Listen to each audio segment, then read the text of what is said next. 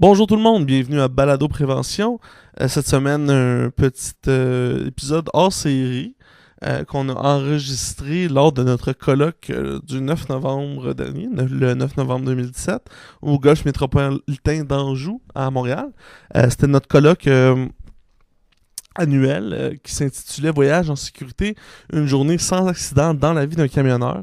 Donc on s'est entretenu durant toute la journée avec soit des conférenciers ou des participants du colloque pour faire un petit tour de table, s'entretenir et jaser de ce que ça impliquait pour eux autres là, de voyager en sécurité. Donc c'est un épisode un peu avec un format différent, mais c'est vraiment intéressant. Et Samuel, qui présente l'introduction à l'habitude, c'est lui qui animait le colloque. Donc, c'est moi qui pose la plupart des questions dans cet épisode. Donc, bonne écoute.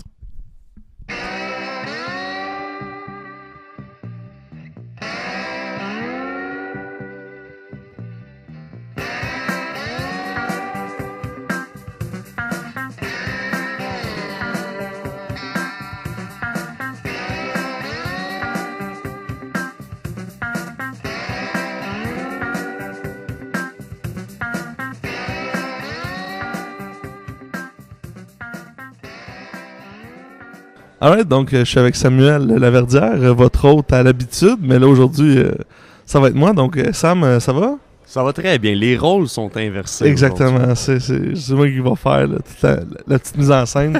Fait qu'aujourd'hui, tu animes le colloque de bioprévention, voyage en sécurité. Est-ce que tu es fébrile? Oui, ben c'est une deuxième expérience d'animation en fait. J'avais animé le comité technique du camionnage du Québec. Donc ça a été mon initiation aujourd'hui, donc un peu mieux préparé. C'est nous autres qui est aux commandes de l'événement, donc je pense que tout va bien se passer. Mon script est déjà tout fait. Ok, ouais, c'est bon, je m'imagine que tu t'es préparé quand même un peu. Comme un vrai comédien. Ouais. Ok, bon, ça va être ça. Ok, puis est-ce que t'es excité de tous les invités qu'on va avoir? Oui, c'est des partenaires vraiment des experts dans le milieu. On a des gens de centres de formation professionnels en transport, on a des conseillers en prévention, on a des chercheurs, on a des gestionnaires de grandes flottes de camions. On a vraiment un peu de tout, puis je pense que ça va amener des solutions concrètes aux gens qui viennent participer au colloque. En fait, les conférences vont être disponibles par après, je pense, via notre site web, si je me trompe pas. C'est ça. Donc, même les gens qui n'ont pas pu assister au colloque, allez consulter ces documents-là, ça va être super intéressant. Il y aura juste en moins le charisme légendaire des conférenciers et de l'animateur, mais bon, les documents vont être là.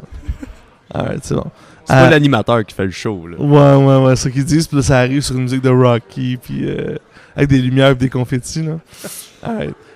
Écoute, Sam, je pense que je vais te laisser aller continuer à jaser avec le monde, à moins que tu aies quelque chose d'autre. De toute façon, tu vas pouvoir revenir quand tu veux. Là, on est une petite table, on va accueillir des gens, Sam, tu repasses quand tu veux. Fais comme si c'était ton show aussi.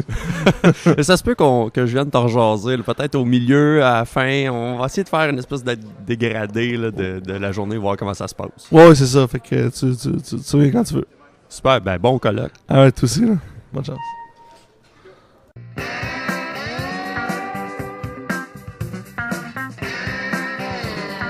Alors, je suis avec Guy Godin, qui est conseiller chez Via Prévention. Ça va, Guy? Toujours. Alright, ça va toujours bien. Dans le fond, aujourd'hui, toi, cet après-midi, tu présentes une conférence qui s'appelle Distraction et fatigue. Exact. Donc, ça parle de distraction et fatigue au volant pour les camionneurs. Pour monsieur, madame, tout le monde aussi. Pour l'ensemble des usagers du réseau routier au Québec. OK, donc c'est vraiment sécurité routière en général. En général. OK. Et dans toute la santé et sécurité au travail qu'on peut faire auprès de tout ce qui est sécurité routière, pourquoi on a décidé d'isoler ça, la distraction et fatigue au volant? C'est une excellente question. La distraction et la fatigue au volant, c'est un des problèmes majeurs de sécurité routière sur nos routes. Comme j'ai dit tantôt, ça concerne pas seulement l'industrie du camionnage, ça concerne tous les usagers de la route. Ce matin, dans les conférences, on va comprendre quelque part que 80% des accidents que subissent un camionneur se produisent quand il n'est pas en arrière du volant. OK? OK.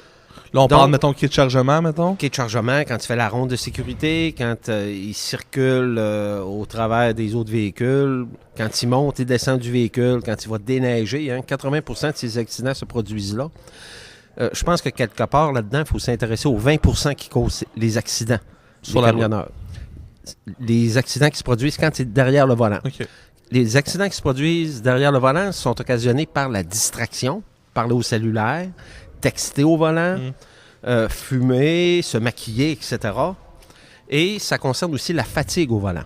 La fatigue au volant, c'est la 3e cause d'accident mortel au Québec et c'est la première cause d'accident de travail, Là, selon juste, la CNESST. on parle d'accidents mortels, tout secteur confondu? Tout secteur confondu. OK, fait- Autant les camionneurs que les policiers, que OK. les ambulanciers, que les voyageurs de commerce, que les gens chez Vidéotron ou les gens chez Bell qui se promènent sur la route à l'intérieur de leur travail. Un accident, je disais tantôt, 25% des accidents mortels déclarés à la CSST, c'est des accidents routiers. OK. Ça inclut tout le monde. L'année OK. passée, il y en a eu 70 accidents. Si on fait le calcul, ça fait environ 15 à 18 accidents mortels qui se sont produits sur les routes à cause de la fatigue au volant. OK, c'est quand Ça même va? cool. Là. C'est énorme. Mm. C'est énorme. Le moyen de contrer ça, la fatigue au volant, ben, ça passe par la sensibilisation, la responsabilisation et des gestionnaires et des conducteurs. J'inclus là-dedans aussi monsieur, madame, tout le monde. Ça passe par aussi la sensibilisation à quoi faire quand on se sent fatigué. La seule chose à faire quand on est fatigué au volant, c'est de s'arrêter, de dormir, de faire une sieste, de se reposer avant de reprendre la route. C'est la seule chose à faire. On a beau boire du café, on a beau écouter la musique à tue-tête, ouvrir la vitre, chanter, danser, changer de position sur le siège, ça ne va rien changer. On va toujours demeurer endormi. La OK. seule solution, donc, c'est s'arrêter pour se reposer. Ça, c'est si on n'a pas pu prendre de moyens préventifs, par exemple. Si on n'a pas pu avoir une bonne nuit de sommeil, Mhm. si on n'a pas prévu de pause quand s'arrêter à l'intérieur de notre poste de travail, si ça fait 16h, 17h, 18h qu'on est éveillé, Mhm. ben là, les effets de la fatigue commencent à se faire sentir. OK. Il y a des signes à la fatigue, quand on commence à bâiller, on commence à avoir mal aux yeux, on change de position, on est distrait, on manque une sortie ou on se souvient plus des derniers kilomètres. On hallucine des fois aussi, on voit des choses qui sont pas là, on s'imagine dans notre tête qu'ils sont là. Mais là, c'est le temps d'arrêter. OK. Et je le répète, la seule façon de contrer la fatigue au volant, c'est de dormir. Il n'y a pas d'autre solution. Ouais, je comprends. Il n'y en a pas d'autre. Puis j'imagine que souvent, ça doit être tentant de... Tu sais, quand il te reste juste, mettons, tu te dis, ah, il me reste, je sais pas, 50 km avant d'arriver à la maison. Ça doit être tentant de dire, ah, je vais faire le dernier stretch. Mais c'est peut-être le plus dangereux, C'est finalement. effectivement le plus dangereux. C'est bien souvent dans ce temps-là que les accidents surviennent. C'est à la fin de la journée de travail, évidemment. Quand ça fait 16h, 17h qu'on est réveillé, ben là, on commence à avoir la fatigue de la journée. Il y a des cycles là-dedans aussi. Il y a beaucoup plus d'accidents routiers sur les routes au Québec entre 1h et 3h l'après-midi que n'importe quel autre moment de la journée. Ah, ouais, OK. Pourquoi? Parce Ouais. que chacun d'entre nous va comprendre qu'entre 1h et 3h l'après-midi, des fois, on tombe dans un cycle creux. On commence à bâiller, on commence à s'endormir, on a tendance à faire un petit somme entre 1h et 3h. Ouais, Et ben- ça, c'est tout le monde. Après dîner Et aussi. après le dîner, c'est ça. Ça n'a pas nécessairement rapport avec le dîner, Non, avec ok. ce qu'on a mangé, mais c'est cyclique. Et chaque personne sur la Terre est prise avec ce phénomène-là. OK. Il faut juste prévoir à l'intérieur de nos postes de travail des pauses au moment où il y a des creux. Les Ok, creux je se comprends. produisent entre 1h et 3h l'après-midi. OK. Fait que ça, c'est le plus dangereux. Exact. Ben, ça, c'est un des moments où on peut être propice à ça. Et il y a plus d'accidents routiers à ce moment-là Ok. que n'importe quel autre moment de la journée. Est-ce que c'est plus les accidents routiers, est-ce que c'est plus les autoroutes ou y a-t-il une distinction à faire, mettons, route de ville, campagne? Pas vraiment. Non. Pas vraiment. Habituellement, les accidents dus à la fatigue vont se produire sur une route qui est droite, sur une voie rapide, une route qui est monotone, une route où ça fait longtemps qu'on circule dessus. Les routes sinueuses, montagneuses, ça demande plus d'attention. Ben ouais. Donc, les travailleurs sont plus attentifs à ce qu'ils font. Ils produisent moins souvent d'accidents là, de façon générale. OK. Ah, ok. Bon, OK. Fait que dans le fond, il faut toujours être alerte, là. Tout le temps. Il faut toujours avoir une bonne nuit de sommeil, entre 7 et 8 heures par nuit. OK. Partir reposer. Si on est fatigué avant de prendre le volant, c'est pas une bonne idée. Il faut se reposer avant de prendre le volant. OK. Puis, qu'est-ce qui... tantôt, on parlait, texto, parler au cellulaire, manger peut-être, fumer, tout ça. Exact. Est-ce qu'il y a une distraction en particulier qui est la plus grande, la plus connue? La plus connue, ils ont fait des interviews auprès des conducteurs. Et les conducteurs, ils ont rapporté que la plus grande source de distraction pour les conducteurs, c'était la cigarette. OK. 40% des conducteurs interrogés ont dit que la plus grande source de distraction, c'était la cigarette.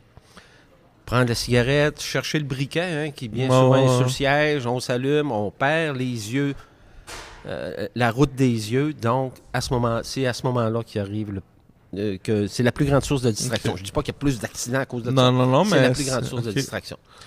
Évidemment, le problème majeur là-dedans, c'est le texto de cellulaire. Ouais. Ça, c'est clair. Il faut absolument enrayer ça. Il faut absolument, en tant qu'individu responsable et utilisateur du réseau routier, se convaincre que c'est important de ne pas être distrait au volant et éliminer les sources de distraction. Parfait. Puis, dans le fond, là, la conférence que tu donnes cet après-midi, c'est une conférence qu'on offre chez Via Prévention, que tu as l'habitude de donner. Est-ce que c'est après le même format?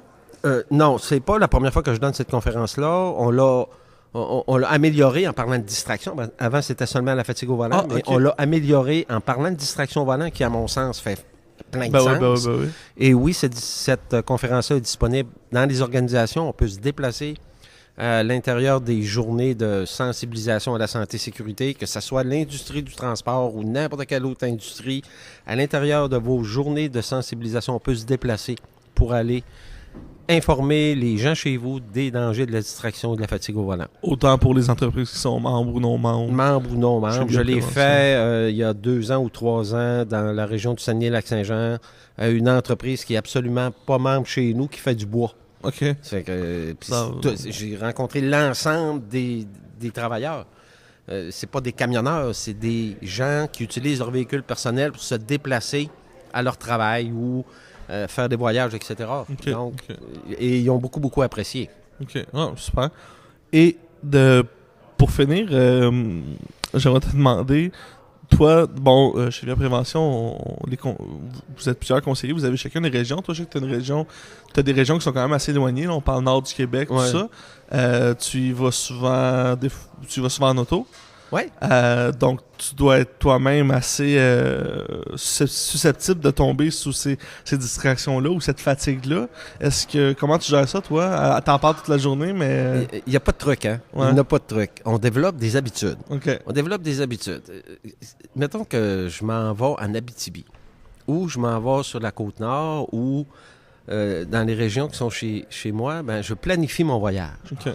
Je sais que je pars de chez moi à 8 heures et je sais que 2 heures plus loin, il y a une halte routière. Les haltes routières, il n'y en a pas beaucoup au Québec. Il faut juste être capable de les reconnaître. Ça, c'est un autre problème. Donc, je sais que rendu à 2 heures, il y a une halte routière là. Donc, je prends l'habitude de m'arrêter là. Et c'est systématique. Mon organisme fonctionne comme ça. Mm-hmm. Tu comprends? Je prends du café. Le café, ça fait uriner. Donc, 2 heures plus tard, je obligé de le vider. Juste un petit 15... Ben oui, ça prend 5 minutes, arrêter, se dégourdir, s'oxygéner, aller à la salle de bain puis revenir. On vient de se repéper un peu pour retourner sur la route. Et 2 heures plus loin, il y en a un autre. Fait qu'est-ce que je fais? J'arrête.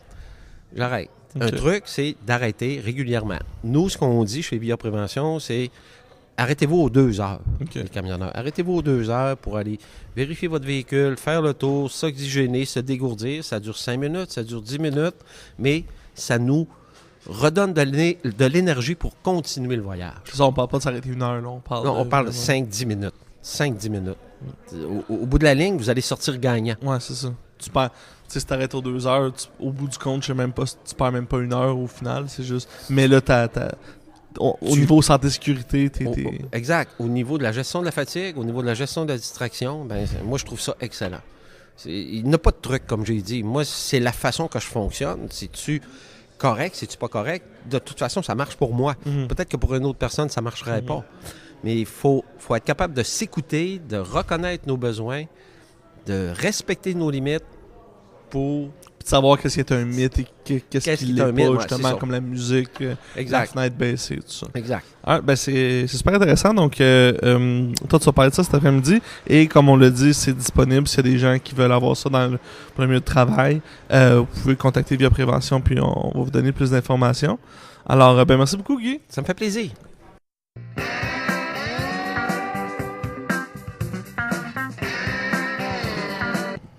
Alors, de retour, je suis avec Jean-Christophe Minguez, qui est aux communications à Via Prévention. Salut Julien. Salut, on t'a pas rendu là. Ah. OK. Et je suis aussi avec Jonathan Beauvais de Contrôle routier. Ça va bien? Ça va très bien, merci vous-même. Ben oui, ça va très bien. Alors, je sais que Jean-Christophe, il fallait que je le retienne avant qu'on tombe en onde, là, parce qu'il y avait des questions, ça n'avait pas de bon sens. Fait que je vais te laisser l'idée un petit peu ça, Jean-Christophe, quand tu veux. Mais moi, il y a un sujet qui m'intéresse particulièrement au niveau de la sécurité routière. Et entre autres, évidemment, des camionneurs. Puis la question que j'ai envie de vous poser, c'est autour de la ceinture orange. On en entend de plus en plus parler. On sait qu'aux États-Unis, ça fonctionne. Ailleurs, je sais pas. Ça fonctionne dans le sens que c'est utilisé. Et je me suis fait poser la question par Nathalie l'autre fois de la Sécu. Elle m'a dit, Jean-Christophe, as-tu des arguments pour dire que ça fonctionne, ça? Moi, j'en ai pas trouvé de documenté comme tel. Vous, est-ce que vous pouvez nous dire si ça fonctionne ou pas pour éviter pour encourager le port de la ceinture de sécurité, qu'elle soit orange? Et en fait, le port de la ceinture, nous, on l'appelle la ceinture haute visibilité parce qu'elle soit orange ou verte, là, tout dépendant de certaines compagnies. Ah, c'est vert. Elle peut venir dans différentes couleurs, effectivement. De façon générale, elles sont beaucoup oranges. C'est ce qu'on voit dans l'industrie présentement. La ceinture haute visibilité, c'est un élément qui est incitatif pour les conducteurs à porter leur ceinture. Ce qu'on sait dans l'industrie, c'est qu'un entrepreneur ou un exploitant, un propriétaire, n'a pas beaucoup d'emprise sur est-ce que mon conducteur porte sa ceinture durant son trajet, parce que même si on lui dit avant de partir, c'est important de porter ta ceinture, qu'on le sensibilise avant, qu'on a une politique du port de la ceinture, à partir du moment où le conducteur est parti dans son véhicule, on n'a pas beaucoup de contrôle sur ce qu'il fait ou ce qu'il fait pas. Donc, un des incitatifs pour un exploitant de sensibiliser son conducteur à porter sa ceinture, c'est de mettre une ceinture à haute visibilité. Ce que ça vient faire, en fait, c'est un peu comme les campagnes sur l'alcool au volant qu'on va faire durant la période des fêtes. On va dire, on va faire des barrages routiers de façon intensive. Qu'est-ce que ça fait quand on fait ça? Ça augmente la perception du risque d'être intercepté chez les conducteurs. Donc, qu'est-ce qu'on va faire? On va faire attention à notre consommation d'alcool dans le temps des fêtes. Mais la ceinture orange a le même effet. C'est que ça augmente la perception du risque d'être intercepté par le conducteur. Il va dire, mais si je ne la porte pas, ça paraît. Donc, qu'est-ce qu'il va faire? Il va porter sa ceinture. Donc, c'est vraiment une des méthodes de prévention qui a été prouvée. Il y a des données là, il y a des recherches qui ont été faites là-dessus. Donc, une des choses qui fonctionne le mieux, c'est vraiment l'augmentation du risque d'être intercepté. Donc, soit on met plus de patrouilleurs sur les routes, pour intercepter plus de gens, faire plus d'opérations de répression. Donc, les gens vont dire, mon Dieu, ils sont partout, ils nous interceptent toujours, donc, qu'est-ce qu'on fait? Je vais mettre ma ceinture. Et la ceinture orange a ce même effet-là. Parce que actuellement, c'est pas possible de savoir si un camionneur porte sa ceinture si elle est noire? Mais en fait, c'est possible de le faire parce qu'on en émet des infractions. Je peux vous dire, par exemple, au courant des dernières années, il y a une tendance d'augmentation là, du nombre d'infractions qui sont émises parce qu'on a développé des stratégies opérationnelles, des façons de procéder pour être capable d'intercepter des conducteurs puis de donner des constats d'infraction lorsque les conducteurs ne sont pas attachés. On travaille beaucoup là-dessus parce qu'on se rend compte que c'est une problématique au sein de l'industrie. Ouais. Il y a beaucoup de conducteurs qui ne portent pas leur ceinture. Donc, on développe des stratégies opérationnelles de notre côté. Donc, oui, on peut donner des infractions, c'est pas un problème. Mais le conducteur il y a beaucoup de mythes qui perdurent au sein de l'industrie de dire j'ai pas besoin d'être attaché parce que dans mon camion, je suis en sécurité, c'est gros. Donc, s'il y a un impact, c'est pas moi qui va être blessé. Ça va être, il m'arrivera rien parce que je suis dans un gros véhicule. Alors qu'on s'entend que c'est complètement faux. La force de gravité va s'appliquer quand même, puis le corps pas attaché dans le véhicule lourd, véhicule de promenade, va être projeté. Et comme l'habitacle d'un camion est très grand, il y a beaucoup d'espace où le corps peut être projeté et aller frapper contre soit le volant, soit contre le pare-brise, même être éjecté du véhicule. Et à partir du moment moment où on est éjecté du véhicule, on augmente de 4 fois la chance d'être tué, en fait, lors de l'accident.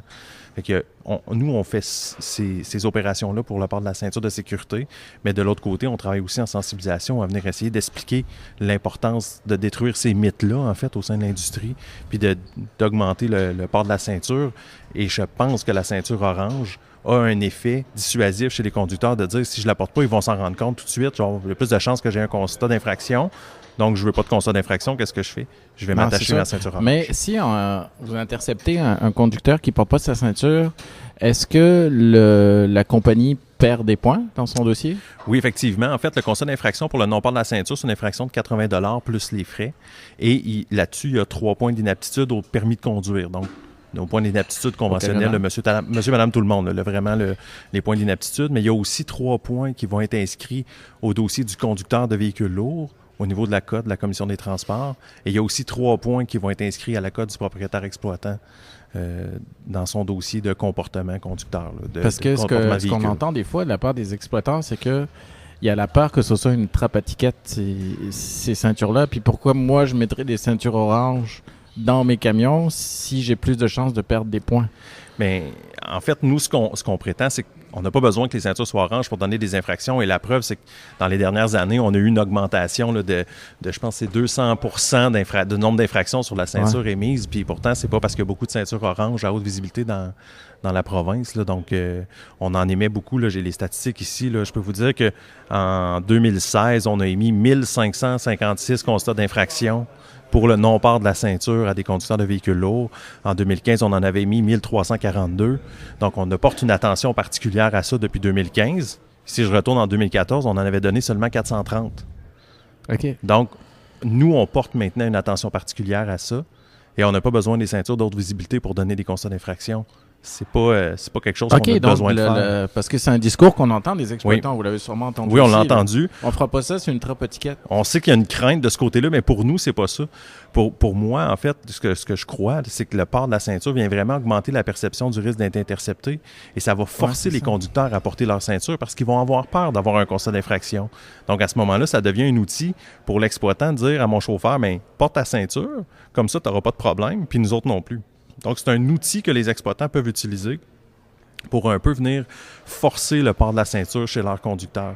Puis un conducteur qui s'attache déjà, que la ceinture soit orange ou qu'elle soit noire, en réalité, ça ne changera rien pour lui parce qu'il s'attache quand même. Puis ce qu'on se rend compte avec les conducteurs quand on en parle, avec les gens quand on les intercepte, c'est quand on leur demande s'ils s'attachent dans leur véhicule de promenade, ils nous disent oui. Donc, dans leur voiture personnelle, ils vont s'attacher, mais pas dans leur camion. Alors, c'est particulier comme problématique et c'est vraiment venir détruire les mythes. Donc, oui, la ceinture orange, c'est une chose. C'est un outil parmi d'autres. Nous, on fait aussi notre sensibilisation de l'autre côté. On a des documents d'information qui existent. On a, comme vous avez peut-être vu aujourd'hui dans notre kiosque, on a les mythes. On défait en fait certains mythes là, qui perdurent dans l'industrie. Là, comme je vous disais tantôt, celui de « je suis dans mon gros véhicule, je me sens en sécurité » ou la ceinture, ça affecte personne. C'est une décision qui est très personnelle. Alors que ouais, mais c'est drôle parce que c'est des mythes qu'on entendait il y a 20 ans ou 30 ans pour les véhicules de promenade. Et puis on dirait que ça se projette maintenant sur les mêmes mythes.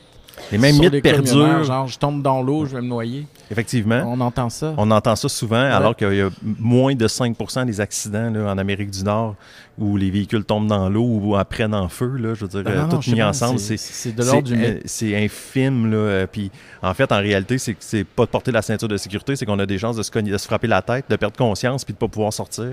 Alors que si on est attaché, on a beaucoup plus de chances de rester conscient et d'être capable de sortir du véhicule. Donc, c'est complètement irrationnel, comme vous dites. Et c'est des mythes qui perdurent. Donc, il faut détruire ces mythes-là. Donc, il faut attaquer cette problématique-là sur différents angles. Mais je pense que le port de la ceinture orange est une façon, un des points qu'on peut utiliser. Et en même temps, de l'autre côté, venir sensibiliser les gens que les mythes n'existent pas. Là. Mais ça me fait penser, l'affaire de la ceinture orange. Tu penses, toi? Ça arrive. Quand on dit, si je mets des ceintures oranges, je vais me faire intercepter parce qu'elle est plus visible. Mais si elle ne met pas, elle ne sera pas visible. Mais en fait, la ceinture qui n'est pas attachée paraît beaucoup sur le côté de l'épaule gauche. Là. Dans le OK. fait, on le voit, même dans un véhicule de promenade ou dans un camion.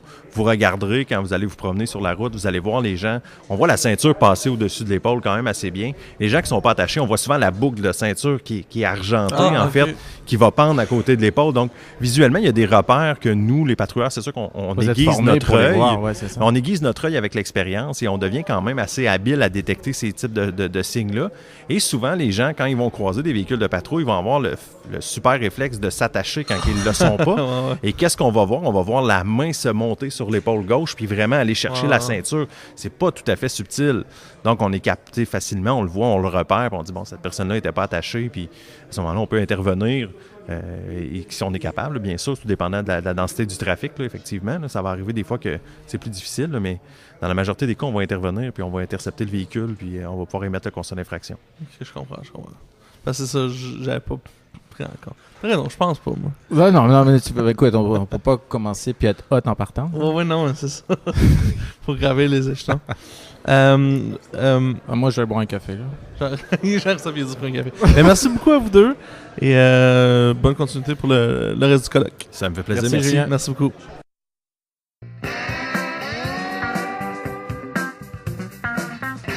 Alors de retour, je suis avec Jean-Christophe Minguez de Via Prévention, toujours.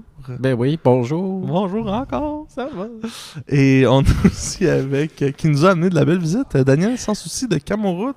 Bonjour, Ça va bien? ça va très bien toi? Ben oui, ça va bien.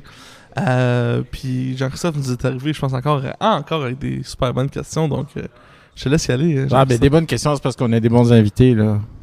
Ça Oui. ne cachera pas, là. Oui, 100% d'accord. Camoroute, ça sert à quoi? C'est le comité sectoriel de main-d'œuvre en transport routier. Donc, un des volets principaux, lequel je m'occupe d'ailleurs, c'est de faire la promotion des métiers du transport routier auprès de différentes clientèles. Les très jeunes qui se cherchent une carrière, donc faire la promotion des métiers auprès de ces jeunes-là. Faire connaître les différentes carrières possibles dans l'industrie du transport routier. Aussi, promotion des métiers auprès de un petit peu plus âgés, les gens en réorientation de carrière ou les gens en général en recherche d'emploi. Il manque du monde, hein? De ce temps-ci dans l'industrie. Oui, pas mal. Pas mal. Il y a des Disons camions qui sont pas on- chauffés, là. Oui, effectivement, des camions qui restent stationnés dans les cours, faute de conducteurs. Pourquoi? Manque de Il manque du mécaniciens également. Départ à la retraite. Il y a un bon taux de roulement dans l'industrie, beaucoup de départs à la retraite. Un tiers de ce roulement-là, un tiers de la pénurie est dû au départ à la retraite. Les jeunes n'ont pas envie de faire ça? Non. On a du mal à attirer les jeunes dans l'industrie. On travaille fort à justement changer la perception des gens qu'ont les gens de l'industrie du transport routier, du vieux camionneur dans son camion. Celui qui va encore partir à la retraite, là? C'est ça. Donc, Donc, on essaie vraiment de redorer l'image. On change pas l'image, mais changer la perception qu'ont les gens de l'industrie. Mais c'est drôle parce que pourtant, tu sais, je suis beaucoup les pages de camionneurs sur Facebook, tout ça, les médias sociaux. Puis ça a l'air quand même d'un métier vraiment de passion, là. Ceux qui font ça, ils ont l'air de tu sais, ils feraient rien d'autre. Effectivement. Ils veulent juste faire ça. Fait que c'est une passion qui est peut-être plus dure à découvrir. Il y a peut-être, je sais pas, parce que j'imagine que la passion des camions n'a pas juste arrêté d'exister chez l'être humain. C'est peut-être juste qu'il y a eu plus de choix. Plus de choix, mais le mode de vie aussi, je dirais, des jeunes a changé. Une autre génération, je dis ça, je me sens vieille de dire ça, mais je pense que c'est ça, mode de vie qui change. Les gens ont plus envie de revenir à la maison le soir, partir 2 semaines avec ton camion, c'est moins recherché, disons. Mais la passion est là. Les jeunes qui font ça, qui rentrent dans l'industrie, en ressortent pas. Ceux qui ont la passion, ils l'ont la passion. Mais c'est ça, c'est travailler plus fort pour les intéresser à entrer dans l'industrie. Ouais. C'est un monde de gars, hein? Ça manque de gars? C'est un monde C'est un monde gars. d'hommes, oui. Pardon, c'est l'accent. Ouais, c'est ça. Non, oui, c'est un monde d'hommes. On travaille fort à attirer la jante féminine dans Qu'est-ce qui l'industrie. attire la gente? Qu'est-ce qui pourrait attirer les filles à venir travailler dans le camionnage? Ben, Est-ce qu'il y a quelque chose qui peut attirer les filles dans le camionnage? Bonne question. Ouais, hein? J'imagine si on avait la réponse, il n'y aurait pas de pénurie. C'est ça. Quelle question vous vous faites poser, et toi, Daniel, en particulier, comme exposant dans des shows comme aujourd'hui? Quand c'est des gens de l'industrie, on nous demande beaucoup de questions sur la formation continue. Certaines, la majorité de nos formations continues, une partie est subventionnée, donc à coût réduit pour les entreprises, c'est avantageux. Donc, on vient nous voir pour de la formation continue. On vient nous voir également pour des données, des statistiques de l'industrie. Donc, c'est quoi les cours qui vous sont demandés le plus? Les cours, différentes choses. En ce moment, on a un cours de maître chauffeur. Donc, c'est une formation pour former un formateur à l'interne. Donc, Okay. miser sur les employés à l'interne, réduction de coûts après, tu as ton formateur à l'interne, des formations en éco-conduite, conduite préventive, beaucoup de formations qui sont données aussi au niveau des RH, la gestion des ressources humaines, des outils, les gens nous demandent des outils. On sait, l'industrie du transport routier, c'est 70% de petites entreprises, donc peu ont de départements RH, donc on nous demande beaucoup d'outils pour les aider à structurer toute la gestion du personnel, mais vraiment de A à Z, au niveau du recrutement, au niveau de l'embauche, au niveau de l'intégration, puis après tout au cours de la vie de professionnelle du travailleur dans l'industrie. Mais c'est vous qui passez les entrevues ou c'est juste au niveau du processus que vous les aidez? Non, au niveau du processus qu'on les aide, avec les outils qu'on développe. OK. Super. Ouais, c'est super, c'est super. Non, mais c'est super. Non, mais je vais laisser Daniel s'il y a des gens qui ont besoin de... Mais ils ont quoi écouter le podcast, ils ont pas besoin de kiosque. Non, mais pour finir, merci beaucoup, mais ceux qui nous écoutent, qui veulent rentrer en contact, donc j'imagine que c'est pour vraiment, c'est large. Tout le monde qui travaille en transport routier peut vous contacter. Effectivement, toutes les entreprises, consultez notre site Internet. Toutes les formations sont sur notre site, www.camoroute.com, camo-route.com, ou nos coordonnées complètes aussi sont sur le site. Ils peuvent nous téléphoner ou nous contacter. Il y a les photos aussi. De camions?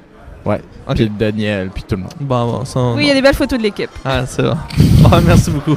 Merci.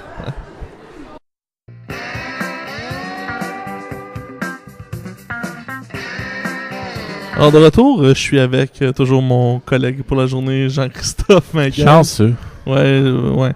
Et qui nous a apporté de la belle visite, Léonard Saint-Yves de Yetico. Ça va bien? Oui, bonjour, ça va bien, merci. Alright, super. Comme à l'habitude, Jean-Christophe... en fait, est-ce qu'on peut faire une présentation... Mais en fait, Léonard, est-ce que tu peux nous faire une petite présentation sommaire de Yetico? Okay, Yetico, c'est une compagnie qui existe ici au Québec. On a lancé un produit là, au-dessus de 10 ans maintenant qui s'appelle le Yeti. C'est une machine qui déneige et qui déglace les camions. C'est la seule machine qui existe comme ça en Amérique du Nord. Puis présentement, on est en train de faire un gros push aux États-Unis. Mais on a déjà plusieurs machines de vendues ici au Canada. On a des partenaires comme Transport Bourassa, Target. On a des partenaires comme Ikea aussi, Kruger. On a des machines vraiment partout au Canada. Là, on est en train de pusher vers les États-Unis là, présentement. Alright, super. Puis Jean-Christophe, je pense que tu avais une question justement par rapport aux États-Unis. Oui, c'est ça. On a invité à notre colloque Voyage en sécurité des représentants de Yeti sur un panel où on parle de la problématique du déneigement de véhicules. Et dans la préparation de votre venue ici, tu me parlais, Léonard, d'une loi avec le nom d'une petite fille aux États-Unis puis que ça avait eu des impacts. Est-ce que tu peux en parler un peu plus? Oui, effectivement. Il y a quelques années, écoute, on sait qu'on se promène tous sur les rues. Il y a de la neige qui débarque de camions, on a tout vu. On a tout vu du glace revoler, tout le monde l'a vu. Mais malheureusement, la seule place où il y a une loi stricte, c'est en Pennsylvanie aux États-Unis. Puis ça, c'est parce que il y a quelques années, il y a une petite fille qui est décédée, une fille qui s'appelait Christine. Puis suite à ça, ils ont adopté une loi qui s'appelle Christine's Law. Puis cette loi-là exige que tous les camions qui sortent d'une course soient déneigés et déglacés complètement. Sinon, on parle de grosses amendes et on parle de grosses poursuites judiciaires aussi possibles. Mais on n'a déjà pas le droit de quitter une course sans être déneigé. Là. Effectivement, présentement, on n'a pas le droit. Il y a des lois partout à travers le Canada, il y a des lois partout à travers les États-Unis aussi, mais les amendes sont petites. Puis, étant donné que les amendes sont petites, puis le travail est quand même assez exténuant, c'est plus facile pour les compagnies présentement de dire, ben regarde, ça va se déneiger sur la route en s'en allant. J'ai rencontré dernièrement des United States Postal Service aux États-Unis qui ne savaient même pas comment ça leur coûtait présentement de déneiger leur camion. Ils ne pouvaient pas me dire non plus combien que ça leur avait coûté d'amende parce que le montant était minime, mais ils pouvaient me dire combien que ça les avait coûté en poursuite, par exemple, quand la glace revolait puis frappait un autre véhicule. Là. Parce que ça arrive, ça. Oui, effectivement, ça arrive quand même assez fréquemment. Encore là, c'est un problème avec Statistique Canada. Quand on les a rencontrés en début d'année, ils ne pouvaient pas nous donner des chiffres exacts de glace puis de neige qui revolait. J'ai bien peur que malheureusement, il va falloir que ça prenne un autre décès, comme celle de Christine à Pennsylvanie, avant que le monde ici se réveille finalement. Là. Puis le décès, c'est quoi? C'est une voiture qui suivait un camion qui est Effectivement, enneigé? c'est une jeune fille qui faisait juste suivre un camion. Il y a un bloc de glace qui a débarqué, qui a frappé le windshield, et puis elle a décidé suite à la glace qui a frappé le windshield. Ça, c'est sans parler que le véhicule, ensuite de ça, a quitté le chemin puis a causé d'autres dégâts. Donc, quand une entreprise décide de s'équiper, combien ça coûte pour s'équiper avec vous, par exemple? Un Yeti, là? Pour s'équiper avec un Yeti, on parle de environ 80 000 $. On parle d'installation, livraison aussi. Quand on regarde ça, par exemple, on s'assure non seulement d'enlever la neige, mais d'enlever la glace. On suggère que tout le monde enlève la neige et la glace. Il y a plusieurs façons de faire. Il y a des systèmes de gratte qui existent.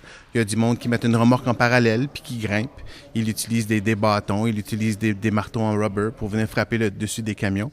À ce moment-là, on parle de risque d'accident, risque de blessure, du monde qui tombe en bas des véhicules. Une machine comme la nôtre, qu'on apprécie vraiment, puis ce qui fait vraiment le fait qu'elle est unique, c'est que non seulement quand elle enlève la neige, mais elle brise la glace, puis elle envoie tout à 20 pieds. Fait que t'as pas besoin de passer une grue par après. Ça prend environ 1 minute à 2 minutes. Fait que t'as pas besoin de manger le temps de ton conducteur qui va attendre que la glace soit enlevée ou l'enlever lui-même. Fait qu'à ce moment-là, on pense que c'est une solution complète pour les entreprises aujourd'hui. Je veux savoir, c'est qui la contrôle? Je veux dire, c'est le camionneur qui pèse un piton? Oui, c'est carrément ça. C'est aussi simple que ça. Tu peux aller voir le site goyeti.ca. Oh. Tu vas voir comment que la machine fonctionne. Qu'est-ce qui se passe? C'est que le conducteur, il y a un système de lumière. Fait quand il y a sa lumière verte, il avance en dessous de la machine. Il y a des proxys ou des lasers qui vont lire quand que le début du camion va être passé. Elle va devenir rouge, demander au camionneur de débarquer, venir peser sur le piton go. Une fois qu'il pèse sur le piton go, la machine va descendre sur le dessus du box trailer ou sur le dessus de la remorque. Puis ensuite de ça, il va regarder la lumière dans son miroir.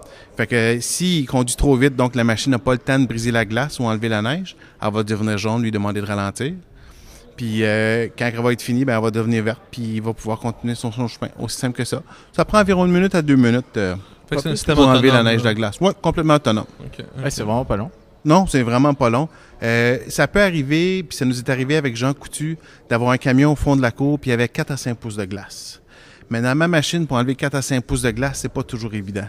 À ce moment-là, il va passer peut-être 3-4 fois en dessous de la machine. Mais 3-4 fois en dessous de la machine à 2 minutes à chaque fois. Ça fait même pas 10 minutes. Ça fait même pas 10 minutes, puis t'as pas besoin d'envoyer un gars en haut. Là, tu vas avoir besoin de 2 Mais gars. t'as pas le droit d'envoyer un harnais. gars en haut. Là. Ben, s'il est attaché avec un harnais. Mais sauf que ça, c'est ça. C'est toute la problématique du déneigement. Et c'est pour ça qu'on a un panel aujourd'hui. Là, parce qu'il n'y a pas de Effectivement. solution magique. Non, il n'a pas. Ben oui, une solution magique, c'est le Yeti. Ouais, mais le problème, c'est quand. Bon. Ouais, la problématique vient du fait que si jamais tu dors dans ta cabine, puis t'es sur la route, puis là, il a neigé pendant la nuit, puis le Yeti de poche, ça n'existe pas encore, ça. Effectivement, ça n'existe pas.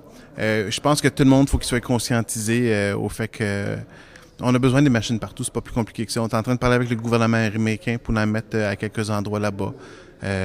On pense nécessairement partout où tu devrais peser ton camion, tu devrais être capable d'enlever la neige. Il y a des machines présentement, je sais, en Europe, qui enlève la glace avec un ballon qui fait le long du camion. Mais malheureusement, ça n'enlève pas plus la neige. Fait que tu as encore cette problématique-là. Un ballon? Ouais, c'est un ballon qui fait le long du camion, le long du box trailer. Puis là, il pèse sur un piton. Sur là, le toit? Ballon va OK. Puis là, le ballon va gonfler, briser la glace, puis la glace va tomber des deux côtés. Maintenant, ça marche pas pour enlever la neige, malheureusement. Fait que tu as encore la problématique d'aller déneiger ton toit. Fait qu'il n'y a pas de solution miracle, malheureusement, Non. quand il ne sort pas d'un cours. Je suis sûr qu'il y a une réponse vraiment déjà définie à ma question. Là. Puis là, vous allez faire... Ah là, je t'attends. Mais il y a une raison pourquoi on fait pas des toits chauffants. C'est le prix, puis le coût d'électricité. OK.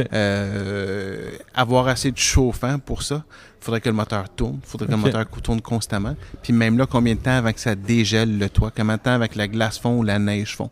Alors, tu as encore cette problématique-là de temps qui peut rentrer en ligne de compte. OK. Peut-être tu peux mettre un fil, puis encore là, si le fil est coupé par la glace ou Ouais, quelque ouais. chose, c'est ça pas nécessairement encore là, c'est par toi que ça va coûter et non seulement... Ah, OK, ouais. Fait qu'imagine, ça nous coûte 5 000 par camion, mettre une machine de même. Si on est capable de baisser le coût à 1 000, c'est 1 000 par camion. Tu as une flotte de 200 camions, c'est 200 000 $. Ça, c'est à part de prix et de réparation à ce moment-là. Même là, c'est purement subjectif. Là. Je suis peut-être même pas dans mes prix. Là. Oh non, je comprends. OK, ouais. Ça fait que c'est pas comme un plancher de salle de bain. là. Non, c'est pas comme un plancher de salle de bain, malheureusement. Mais Ah. j'avoue que l'idée a été pensée, puis c'est quelque chose Ben, qu'il y a c'est du monde ça, qui ont essayé. Ben, Là. c'est ça, je me disais, c'est sûr qu'il y a pensé, mais je me demandais c'était quoi. C'est une raison officielle, mais ouais, j'imagine. Ouais, tu peux pas faire tourner Non, le moteur effectivement. toute la nuit. là. Les grosses compagnies sont de plus en plus conscientisées. C'est eux qui nous appellent. Les moyennes compagnies, eux autres, ils font pas nécessairement l'effort, comme je t'ai dit. Écoute, malheureusement, ça va prendre un accident pour que le monde se réveille. Ça a été le même en Pennsylvanie. Puis ça va être de même partout. Mais ça, c'est un malheureusement, là. accident de sécurité routière. Nous, chez Ouais. la prévention, c'est les accidents du travail. Puis, bien sûr, on a un volet sécurité routière, mais au départ, si on a un panel encore aujourd'hui, c'est pour parler de la Écoute, sécurité des travailleurs. Tu sais, ça prend juste un gars qui tombe en bas du camion. hein. Ouais, c'est ça. C'est juste ça que ça prend. Un gars qui tombe en bas du camion. Ça, c'est sans parler du gars qui va se faire mal au dos à force de frapper sur le dessus du camion pour briser la glace. Tu sais, c'est... Ça, c'est un Aussi simple que ça. problème, si on veut, de la médiatisation de la santé et sécurité au travail. C'est que quand on en entend parler, c'est beaucoup quand il y a des morts. Mais pour qu'il y ait un mort, il faut qu'il y ait des centaines de blessés avant. Ben, Et c'est sûr que les maux de dos... Puis aujourd'hui, ils en ont parlé. Hein. Ils ont dit la plupart des lois qui sont écrites, ils ont été écrites avec le sang. Parce que quelqu'un qui s'est blessé, fait que quelqu'un s'est réveillé. C'est drôle à dire, mais c'est carrément ça. Les lunettes de sécurité, c'est parce que le monde sont blessés aux yeux. Les casques, parce qu'il y a des choses qui ont tombé sur la tête des gens. Les coquilles au hockey, en tout cas, vous savez. Ouais, évidemment, les coquilles au hockey. Mais j'ai arrêté de jouer au hockey à cause de ça. OK, bon. Oui, oui! Ouais, c'est ça. Mais good. Ouais, c'était une phrase forte. Là. Les lois ont été écrites avec le sang Ouais, j'avoue que ça... de nos ancêtres. Ouais, Puis mais le c'est sang dans la neige, on voit bien ça. Ouais, c'est non, difficile mais parce que les accidents, c'est lourd. Hein? C'est Ouais, non, c'est lourd, c'est ouais. dark à avoir c'est comme sûr. conversation. C'est pas quelque chose d'agréable, même quand on en parle ou on t'assit. Justement, je parlais avec des camionneurs de chez FedEx. Puis il y avait eux autres qui avaient porté 3 gars à leur table de négociation quand on a parlé avec eux autres il y a 2 semaines à New York. Puis les camionneurs, ils disaient que c'était lourd pour eux autres de penser à des affaires de même. C'était lourd de savoir qu'il y avait de la glace au-dessus du camion, puis quand ils breakaient, la glace venait taper dans le câble, frapper dans le windshield, puis couper les hoses.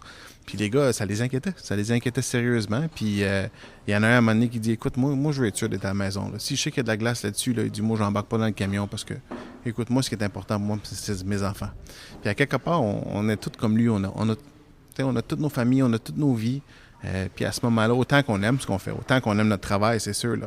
Mais s'il y a façon de le faire sécuritaire, pourquoi qu'on ne le ferait pas de façon Non, non, sécuritaire? c'est clair. Attends, tu viens de dire quelque chose que la neige sur le toit, quand on en entend parler, c'est beaucoup pour éviter les accidents aux personnes qui le suivent. Ouais. Mais là, tu viens de dire que la neige sur le toit est un risque d'accident pour le camionneur? Effectivement, c'est pas le neige sur toi autant que le petit verglas. Ce qu'on remarque avec le temps, c'est qu'il y a de plus en plus de verglas qu'on reçoit. Ouais. Le plus proche t'es des Grands Lacs, le plus proche t'es sur le bord de la mer, le plus proche t'en reçois. À New York, aux aéroports, ils ont beaucoup de glace, qui me disaient. Puis eux autres, avec les toits translucides, quand ils breakent, la glace, elle glisse. Puis elle glisse toute vers le devant. Quand on déneige pas nos véhicules, puis on break, on a un windshield plein de neige, mais eux autres, ils ont un trailer qui le suit. S'ils break, toute la glace tombe entre le trailer puis le camion. S'ils vont moindrement vite, la glace va venir taper dans la fenêtre en arrière du câble, puis elle va venir couper les hoses. Fait que les hoses à air pour les breaks, ainsi de suite, ça devient problématique pour eux autres. Sur 40 camions, il y en a 4 que les hoses ont été coupées. Ça, c'est à part des windshields, ainsi de suite. Là, on me voit pas, mais je fais des gros yeux surpris. Ah Écoute, ouais? j'avoue que ça fait maintenant 1 an que je suis avec Yeti, puis c'est pas quelque chose qu'on m'avait parlé de comme problème. FedEx, c'était la première fois qu'eux autres me le mentionnaient. Fait que je n'ai glissé un mot quand j'ai parlé à d'autres personnes avec qui on négocie des machines, puis on autres disent oui, il dit justement c'est problématique pour nous autres. Mais je sais pas si c'est parce que c'est un gars dans le camion puis il dit que c'est moins dangereux ou quoi, là. Mais effectivement, ça peut être un problématique aussi, quelque chose qu'on pense peut-être pas nécessairement. En tout cas, nous, moi, personnellement, Ouais, j'avais fait pas qu'il y a pensé. plusieurs pans. Tu sais, il y a la sécurité du travailleur, son lieu de travail de base, mais aussi en mouvement. Effectivement. Puis il y a aussi la sécurité générale du public sur la route. Puis Go comme Yeti. qu'il va toujours neiger, puis il va toujours avoir de la glace, on va toujours être en danger de ça. Ouais, non, c'est ça. À un moment donné, tu peux pas. Il neige. Là. C'est ça. C'est pas- Puis la vie continue malheureusement. Là. Ouais, c'est ça. La Terre Ben, n'arrête pas de tourner. Heureusement, on veut qu'elle continue. Ouais, c'est Ouais, ça. nous, on prévient pour qu'elle continue. Ouais, c'est carrément ça, ouais, c'est vrai. Jean-Christophe, est-ce que tu avais une dernière question pour. Non, mais merci. Ouais, merci vraiment. Ben, c'est moi qui vous Léonard, remercie. c'est On n'a vraiment pas intéressant. souvent l'occasion de pouvoir parler de santé et sécurité. Souvent, le monde veut parler de chiffres, fait que c'est agréable de vraiment regarder ce côté-là de la machine avec vous autres aujourd'hui. Merci Ouais. beaucoup. Cool. Merci beaucoup.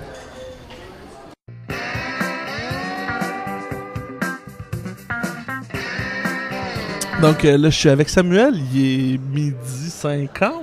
On est à la pause dîner du colloque. Alors, Sam, comment ça va jusqu'à date? Je te dirais que ça va très bien. Très bien. Es-tu content de ta prestation?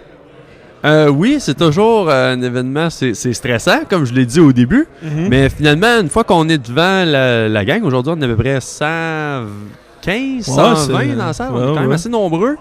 Une fois que ça commence, Tu pas le laisses choix ça de aller. parler, pas le Ouais, choix ouais. de faire les affaires. Donc ça va quand même bien. Même, je te dirais, la partie panel d'experts sur le déneigement, c'était une partie qui me stressait un petit peu. OK. J'avais quelques questions. Je pensais qu'il allait en avoir plus des gens. OK. Donc, de l'impro. Je suis pas, Ouais.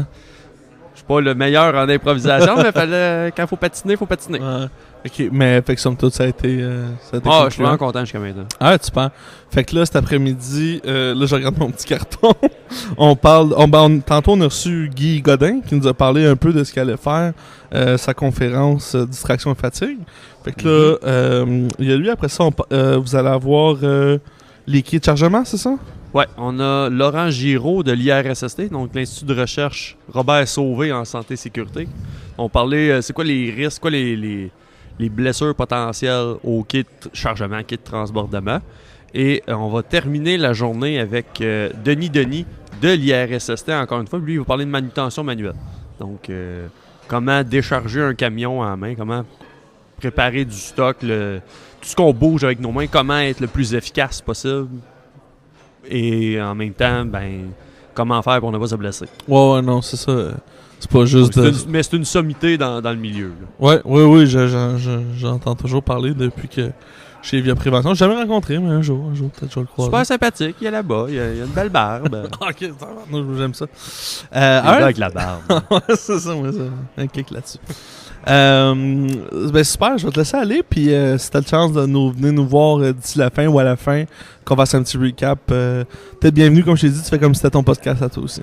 L'après-midi est assez meublé, donc ça va aller après. Là, on fera un recap, Ouais. comme tu as dit, ensemble, là, Parfait. pour clore le tout. Ah, c'est parfait ça. Bon, ben c'est bon, bon après-midi, Sam.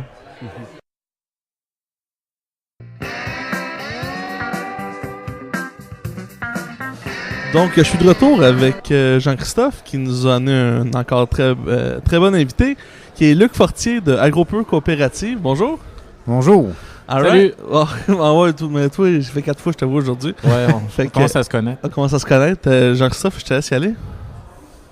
Luc, Oui, comment ça va? ça va très bien, merci. Comment toi-même? ça se passe aujourd'hui? Ça va très bien. Des sujets intéressants, puis Toi, tu viens avec quel chapeau aujourd'hui? Parce que toi, tu sais que tu as plusieurs talents. Là. Tu travailles chez AgroPure, je pense que tu t'occupes de la flotte. oui, c'est moi qui est en charge de la flotte de véhicules, oui. Puis tu as le chapeau aussi dans la vie de CTCQ, Comité Technique Camionnage Québec. Oui, ben je suis pas mal impliqué dans le comité technique du camionnage du Québec, le CTCQ, mais je viens surtout comme chapeau aujourd'hui, c'est vraiment pour AgroPure, puis toute la gestion autour de la flotte de véhicules puis des chauffeurs. J'ai mon collègue d'ailleurs qui est ici. Qu'est-ce que tu es venu chercher comme information? Ben les sujets étaient intéressants. C'est sûr que le sujet du neigement des toits était pertinent pour nous autres, mais tout ce qui tourne autour là, de la sécurité par rapport aux chauffeurs, parce qu'on a un comité santé-sécurité qui est conjoint entre l'entretien et les chauffeurs. Donc, on a beaucoup d'interaction avec tout le groupe de chauffeurs partout dans AgroPure, autant au transport de citernes qu'au transport de produits finis. Toi, tu es impliqué dans le comité santé et sécurité? Oui, je suis impliqué dans le comité de santé et sécurité des produits finis. En fait, si on peut dire du lait, du transport de lait en produits finis et du transport de lait en vrac. C'est quoi vos Qui est plus les grosses citernes. problématiques en termes de prévention et d'accidents du travail pour les camionneurs chez vous? Je vous dirais que on a, comme tout le monde, on est en train de faire une révision de la ronde de sécurité, là, qui est quand même un aspect très important à faire, mais on a aussi des chutes, là, un petit peu tout ce qui est dans le domaine, les chutes, les maux de dos, ces choses-là. On n'est pas à part des autres, puis je veux dire, on a une problématique plus sérieuse en termes de travail en hauteur au niveau des citernes, parce qu'ils doivent monter sur les citernes, donc on est pas mal dans ces dossiers-là présentement là, avec nos chauffeurs. Les citernes de lait? Les citernes de lait, oui. Dans les usines et aussi quand ils vont chez les producteurs puis ils ont aller à monter sur la citerne. Donc, on doit trouver des solutions pour protéger nos travailleurs face à ça. Là. Comment vous faites pour trouver des solutions? Pardon? Comment vous faites pour trouver des solutions quand il y a une nouvelle problématique? On travaille beaucoup avec justement les employés. On leur demande le conseil, on leur demande le vision de tout ça, mais on se colle beaucoup aussi aux normes, évidemment, de la CNSST puis à notre direction qui est pas mal impliquée là-dedans aussi. Fait qu'on trouve des solutions à travers la communication, mais aussi la consultation avec nos membres. Mais on y va avec ce qui est légiféré, évidemment. Là. Oui, la loi, ça donne le cadre, mais ça donne pas toujours les solutions. Non, ça donne pas toujours les solutions, puis ils sont pas évidentes même présentement parce que on travaille beaucoup sur nos spécifications de véhicules qu'on modifie et qu'on adapte.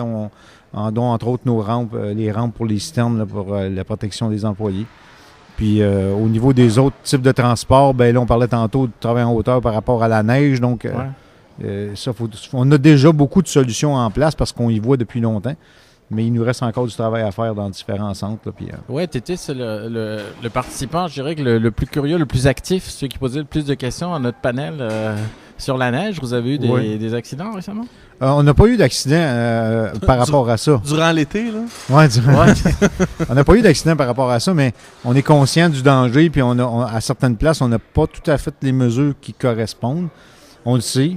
Puis justement, ce midi, j'ai dîné par hasard avec des gens de la CNSST, puis on a beaucoup discuté de ce sujet-là, et eux non plus n'ont pas nécessairement toutes les solutions, puis ils voient bien qu'il y a une problématique, parce qu'ils ont eux autres même appris quand même beaucoup de choses aujourd'hui qui vont devoir monter à plus haut niveau pour trouver des solutions. Pour le déneigement, hein? Pour le déneigement, entre autres, oui. Luc, je vais vous laisser tourner parce que ça commence. Ça recommence. Ouais. Mais merci beaucoup pour l'échange, puis toujours le fun de savoir comment ça marche ailleurs. Ça fait plaisir, merci. Merci beaucoup.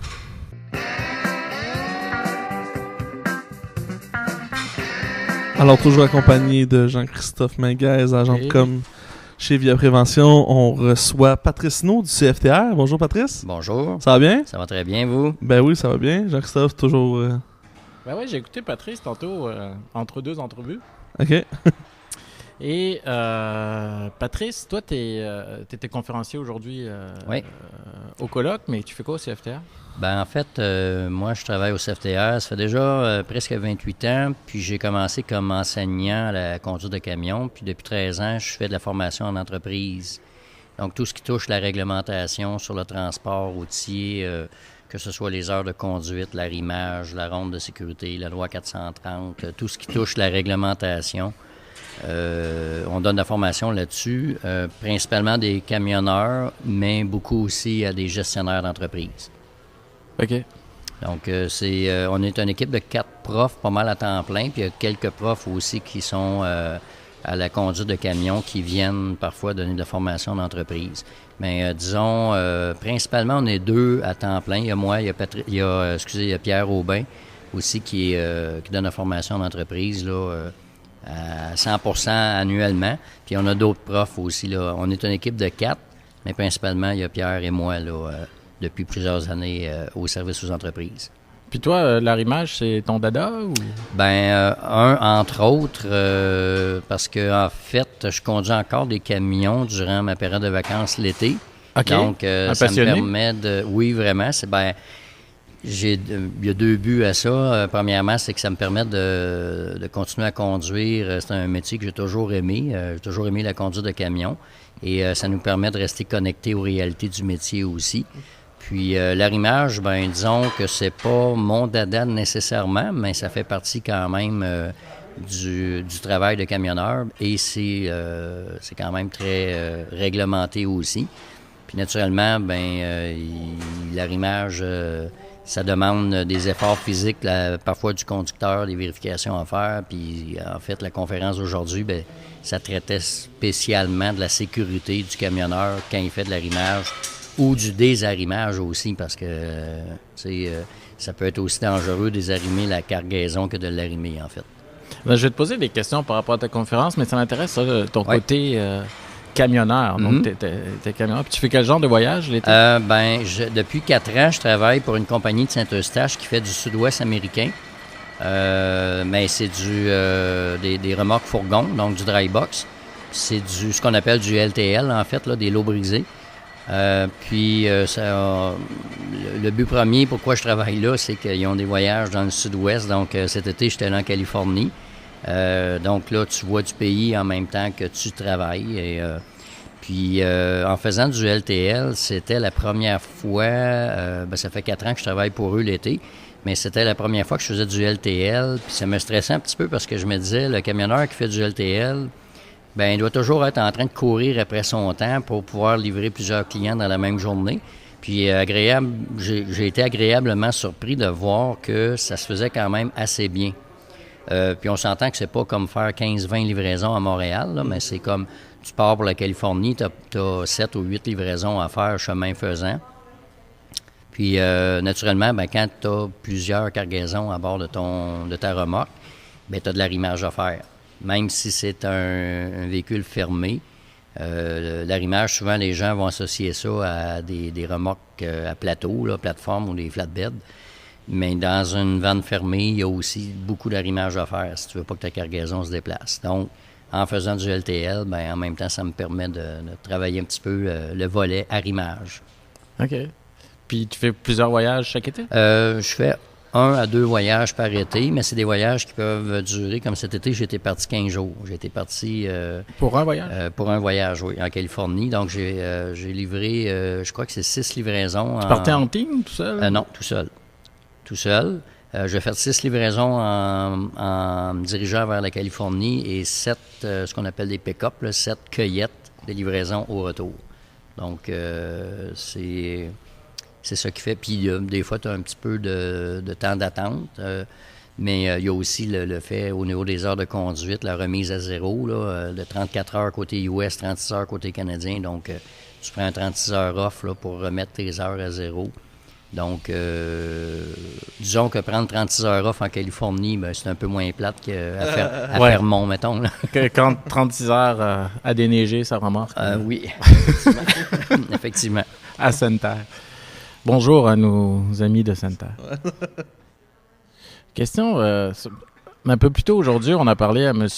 Léonard Saint-Yves du Yeti, on parlait de déneigement, de leur structure qui permet de déneiger les toits des remorques. Tantôt, tu disais les risques quand il y a de la glace sur une cargaison. Qu'est-ce qui fait le travailleur dans ce temps-là? Il faut qu'il arrime, ou qu'il vérifie son arrimage. Puis là, il y a de la glace, il a neigé pendant la nuit. Qu'est-ce qu'il peut faire pour éviter de se blesser? En fait, moi, ce que je parlais tout à l'heure, c'est surtout lors de l'arrimage, quand tu dois monter. Exemple, je vais vous donner un exemple. Tu viens de charger, 24 paquets de bois, de sciage, de bois de planche. Le bois, lui, était déjà... les paquets de bois étaient déjà dans la cour du client, du moulin assis, puis il a neigé, il a verglacé, il y a de la glace déjà sur les paquets de bois.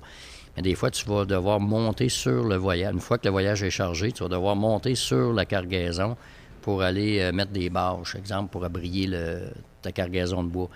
Mais c'est là que ça peut devenir vraiment risqué parce que tes planches de bois sont hyper glissantes à ce moment-là. Donc là, il y a un risque imminent de chute.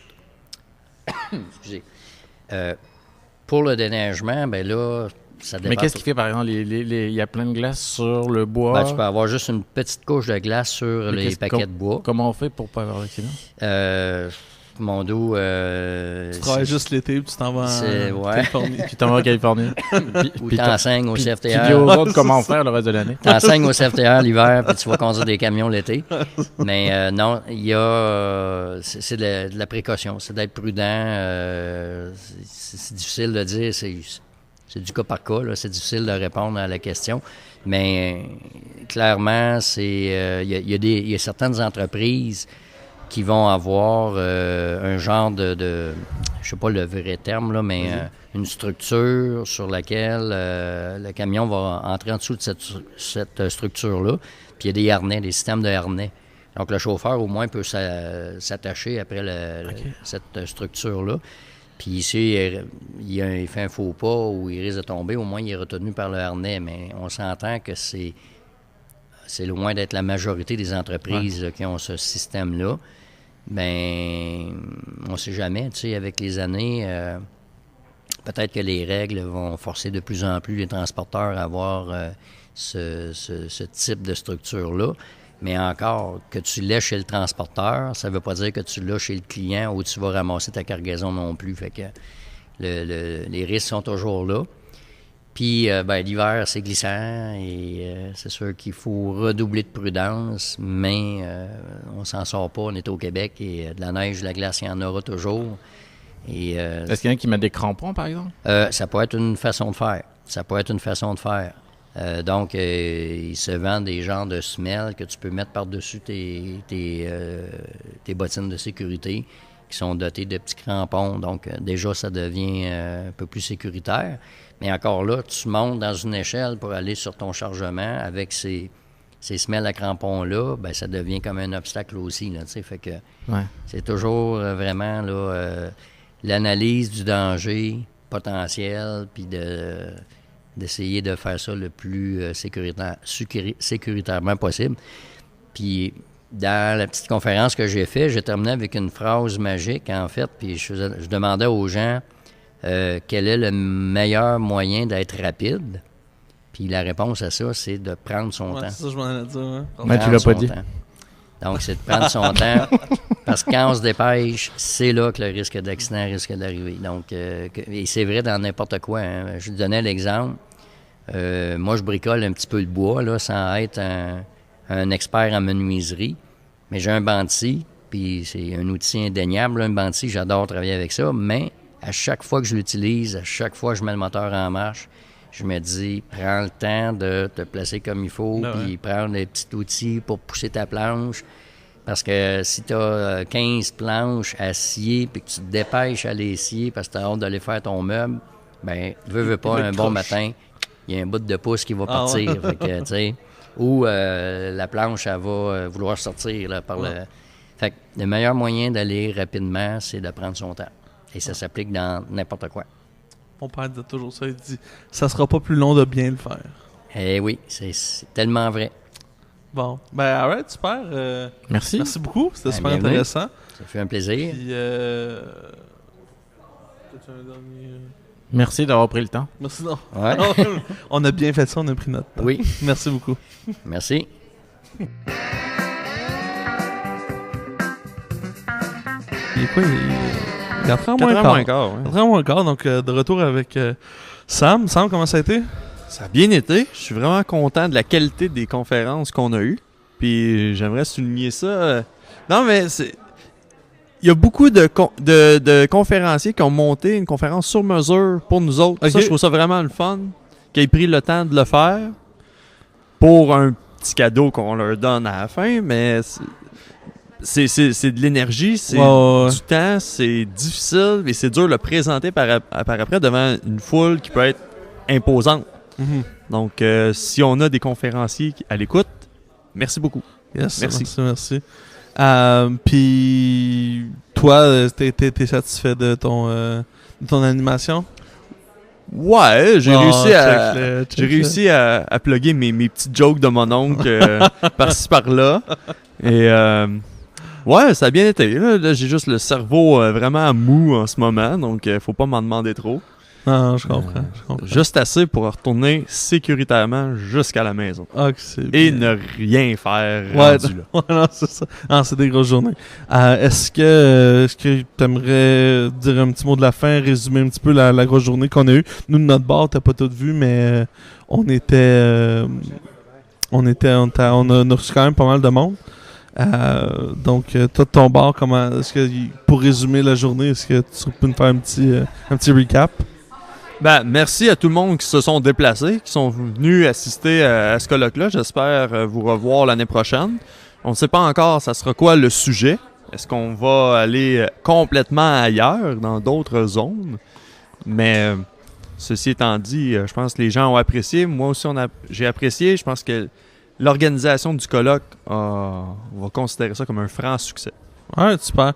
Super. Moi, je suis content d'entendre ça. Moi aussi, j'ai eu des... Moi, j'ai aimé ça t'entendre comme... Hey, tu sors d'où, toi? Moi, je sors d'ici, là. Tu m'as pas vu? Non, Tu regardes pas où il faut. Directement de la France. Ouais, c'est ça. Il y a 3 micros, là. D'habitude, ils sont juste 2, les pauvres. Non, j'avais profité. Samuel est parti. Je me suis dit, tiens, un micro. Ouais. Non, moi, j'ai trouvé ça cool aussi. J'étais profité du micro qui était laissé libre par Monsieur Laverdière pour discuter avec toi, avec du monde. Pas mal intéressant, non, Stéphane? Ouais. Tu devrais écouter le prochain podcast numéro spécial, Samuel. Tu vas peut-être aimer ça. C'est bon, merci beaucoup d'avoir écouté ça. Puis on vous revient Très bientôt. Très bientôt avec d'autres hors-série et des épisodes spéciaux. Merci beaucoup.